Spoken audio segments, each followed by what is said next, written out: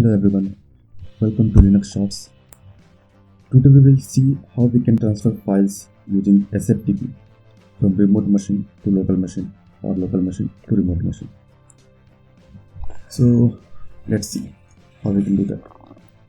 SFTP stands for Secure File Transfer Protocol. This is used to transfer the files between local and remote machines in a secure manner. So before we proceed, before I tell you how to use it, let's proceed with the setup part.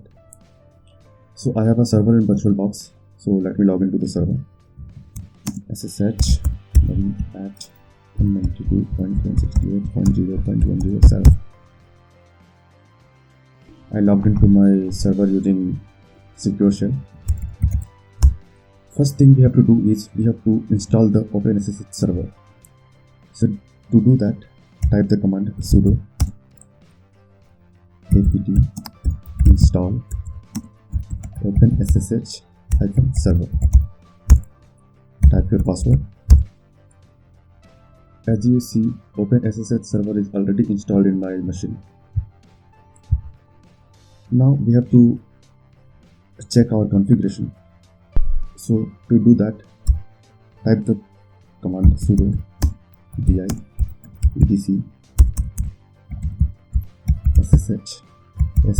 sshd_config. Open this file. Scroll down and come to this line. This line.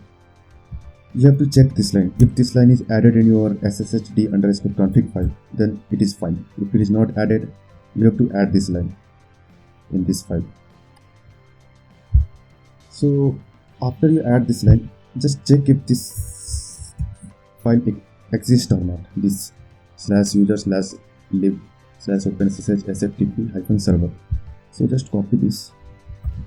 Okay, it is already in my configuration file, so I don't need to add anything. Now I'll check if that file exists or not. So I'll just type ls and the file name. Yeah, you can see this exists and it is showing this. ls-l. See, this exists. So our setup is done. So I'll come out of the remote server. Okay, now we will proceed with the SFTP. To log into your remote server using SFTP, just type command SFTP, then username, then your host name. So my host name is 192. I will directly use my IP address. This one. If your SSH server is using port other than 22, then you have to give option as -p and the port number, whichever port number you are using. But my SSH is working under the default port, that is 22, so I don't need to give this. Okay, then give enter. Type your password. Enter. See, you can see the prompt coming SFTP. That means we have logged into SFTP. So first command we should know is the help command. To check the help menu, you can just type help, enter. It will show what command you can use in the SFTP here. The help menu can also be opened using question mark. You can just type a question mark and enter. It will open the help menu. Okay. To run any command on your local machine, you just use exclamatory mark and the command which you want to use. So suppose I want to clear this screen, so I'll just type exclamatory mark and then clear. It will clear this. I'll tell you this later as well. Okay, so we will see what we can do. So we will check in which directory we are in the remote machine. So type pwd. This will show the working directory of your remote machine. You can see here it is showing remote working directory. To check the present working directory of your local machine, just type lpwd. It will print working directory of your local machine. To list the file in your remote machine, just type ls. So it will list the files. This is the directory which is in my remote machine. To list the file in your local machine, just type lls or lls-l. to list in the list form. So these are the files in my local machine. Okay, so let's remove this clutter with clear command with exclamatory mark. Yes. Now to change the directory in remote machine, we will type cd hello. Hello is the directory in my remote machine. And now we will see in which directory we are in the remote machine. So just type pwd. See, now we are in the /home/navi hello directory in our remote machine. Now to check the directory in our local machine, current directory in our local machine, just type lpwd. You can see we are still in /home/navi in our local machine. Okay. Now if I want to change the directory in my local machine, just type lcd, and suppose I want to go to applications directory. So applications. Now you can check in which directory I am in the local machine. So lpwd. See, now you can see my local working directory is /home/navi/applications.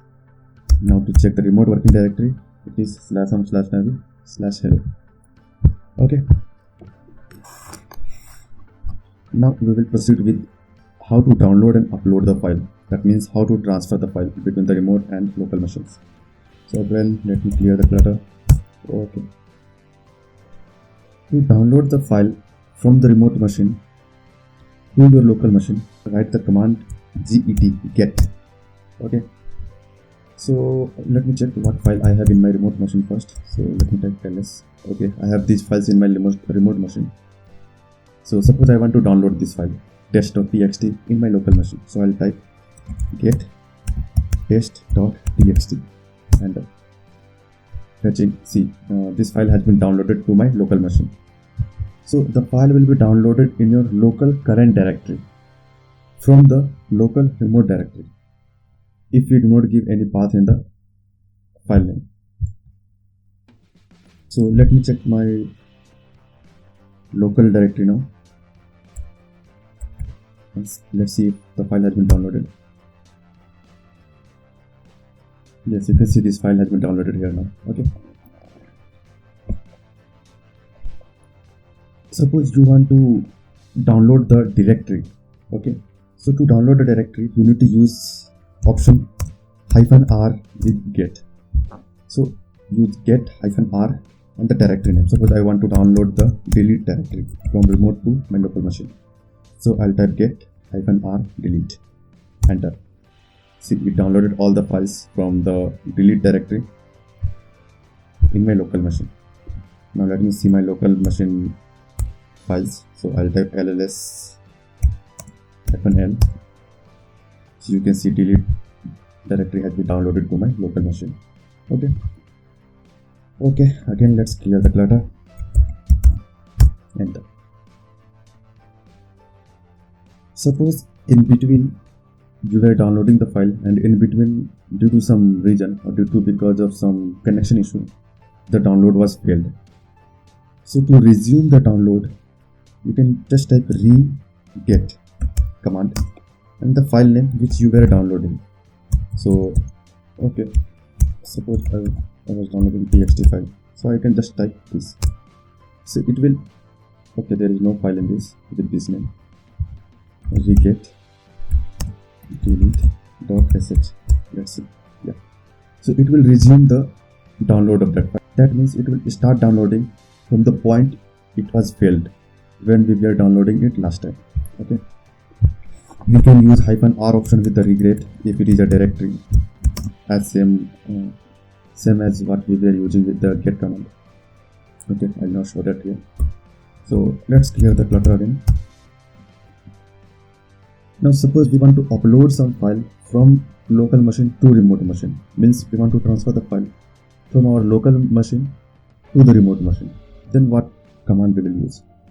Okay, so let us see what file I have in my local machine. So just type lls. Okay, these are the files which I have in the local machine, and these are the files which I have in remote machine.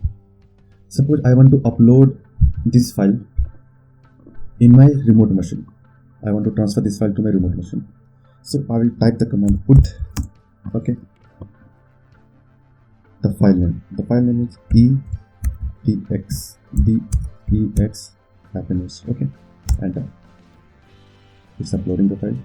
Yeah, now it's uploaded. Let's see the remote machine file. So we will type LLS. Now you can see it is here. It is uploaded to the remote machine. Okay, there are a few more commands which I will tell you. To create a directory in your remote machine, you can just type mkdir and the directory name. Suppose I want to create a directory test in my remote machine, so I'll just type this.